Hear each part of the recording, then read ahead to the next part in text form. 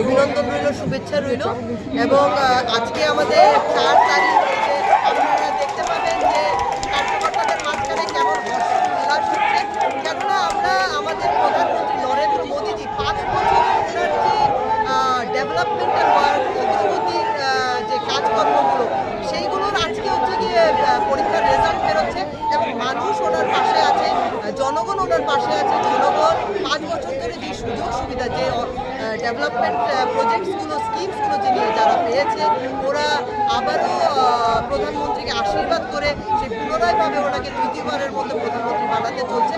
এবং ত্রিপুরা রাজ্যের যে দুটি লোকসভার আসন আছে, সেখানেও ভারতীয় জনতা পার্টির যে দুজন প্রার্থী, পশ্চিম আসন থেকে আমাদের প্রাক্তন মুখ্যমন্ত্রী বিপ্লব কুমার দেবজি এবং পূর্ব আসন থেকে কীর্তি সিংজি ভারী মাত্রার ভোট নিয়ে সেরে ওইখানে বিজয়ী হতে চলছে ভারতীয় জনতা পার্টির দুটো লোকসভা আসনে। ত্রিপুরা রাজ্য থেকে আমরা দুটি পদ্মফুল মাননীয় প্রধানমন্ত্রীকে দিতে চাইছি এবং আমরা সুনির্দিষ্ট বিগত সময়েও যেভাবে আমরা ডেভেলপমেন্ট ওয়ার্ক করেছি, মানুষের পাশে ছিলাম, আগামী দিনেও আমরা সেই জায়গাতে থাকবো এবং আমাদের প্রধানমন্ত্রী যেভাবে আমাদেরকে দিক নির্ধারণ করে দেবে, সেইভাবেই আমরা আগামী দিনে কাজকর্ম করব।